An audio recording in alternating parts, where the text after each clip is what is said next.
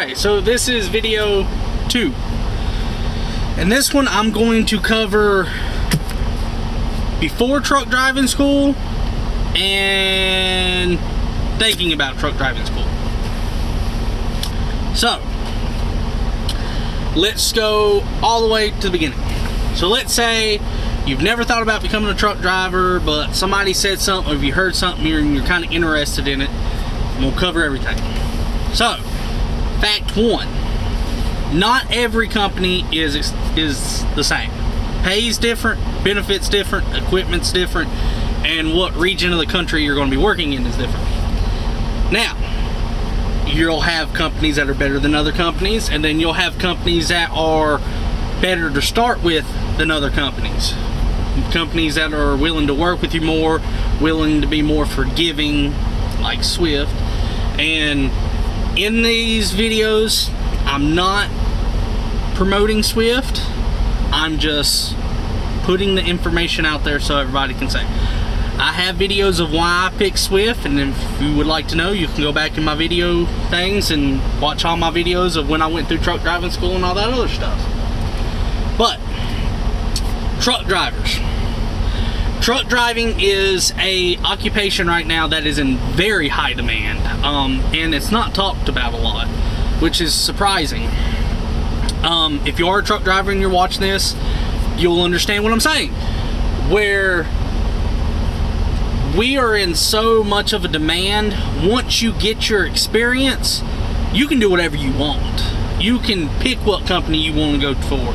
You can start picking how much you want to make a mile, simply because the demand to have you in this seat is mind-boggling how bad they need us and how much money they throw at us. Now, every starting pay is different, but as a truck driver, after you get your CDL and once you pick your company, you should expect to make in between $30,000 and $100,000 your first year. And the reason why that gap is so large is because you are your own boss. Because the end of the day, the factor of how much money you're going to make is up to you. You get paid by the mile as a truck driver, not by the amount of hours you work. That sucks at some points, but for the majority of it, that's pretty good. With that being said, when you start digging into it deeper, $30,000 a year as a truck driver, a lot of people are going to be like, nah. But you would like to get your foot in the door, and I recommend it. That $100,000 a year is amazing.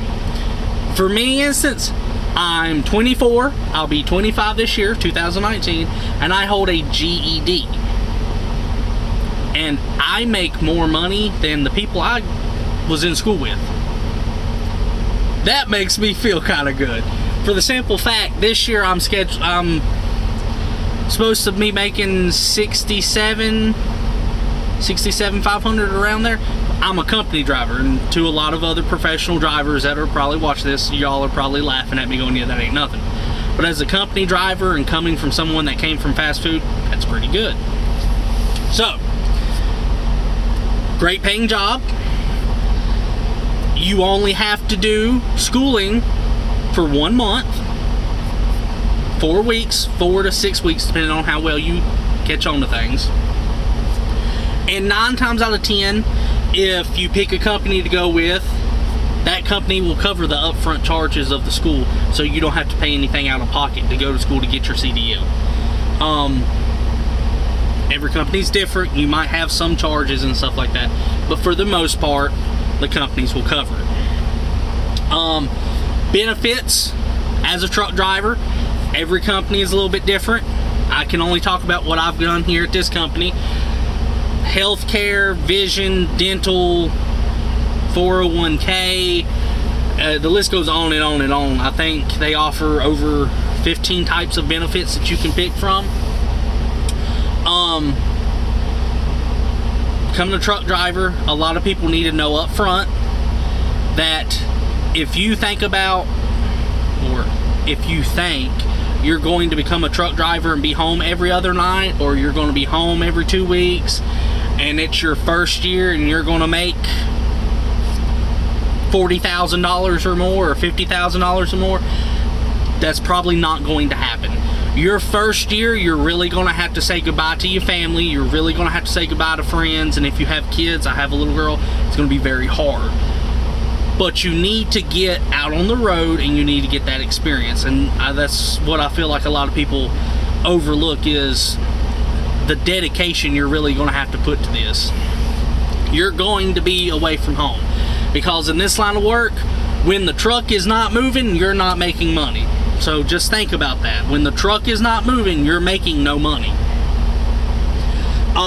It is a very hostile job, and I don't mean it's dangerous. Like, the risk is there of something happening, the truck getting into an accident, somebody hitting you, you making a boo-boo and getting into an accident and causing a scene.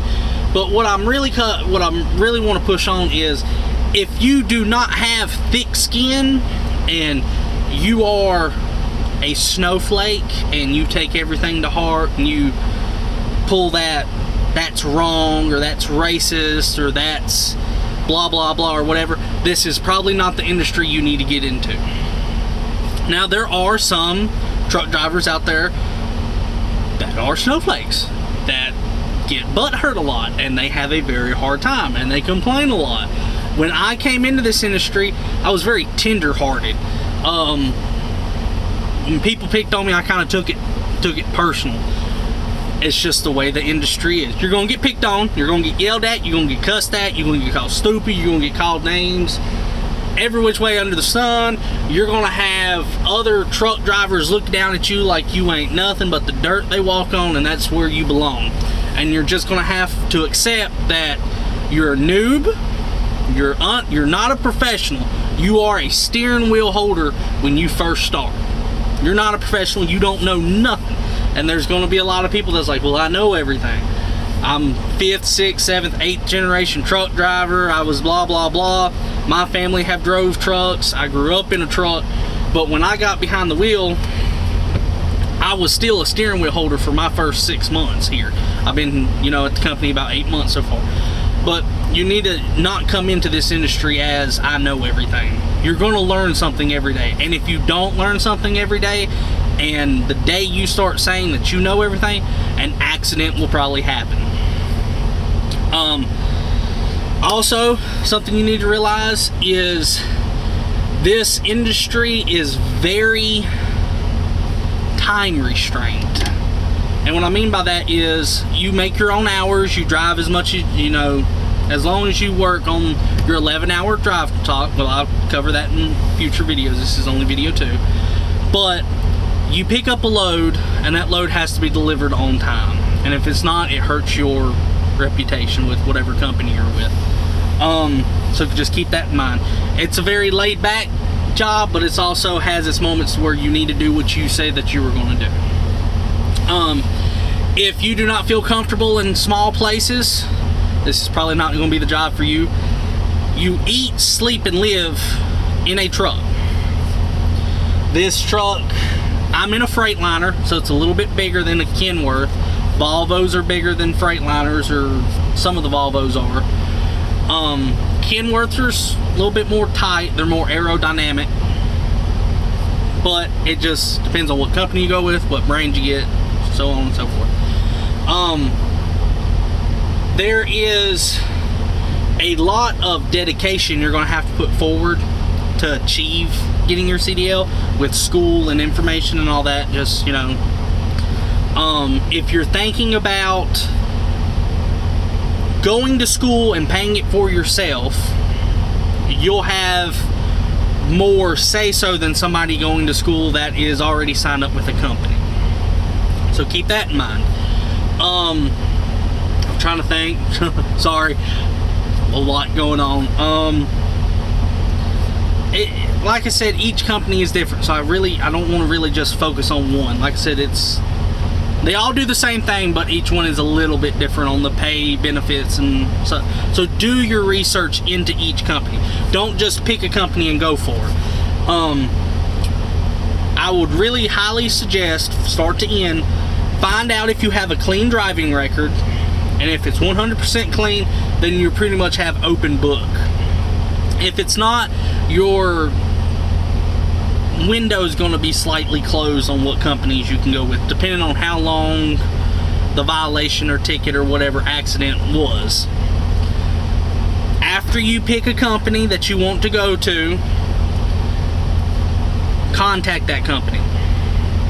Talk to a recruiter, and that recruiter will go over the information in greater detail, because like I said, everybody's different.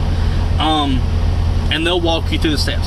As somebody that's going to school paying it for yourself, from what I've understood for most of the drivers I've talked to, if you pay for it yourself, you do good, and then you pick your company, the company will reimburse you for that. They pay you back that money because you went, and it's all that good. So that's pretty much going to be all for this video that I can think of right now. So in the next video, I'm going to be covering schooling. Now, I do have videos of when I went through schooling, so if you want to skip the next video, because the next video is just going to be information, and go watch those, I highly recommend it. Don't forget to comment, like this video, and subscribe, and hit the bell icon. I'll see you in the next one.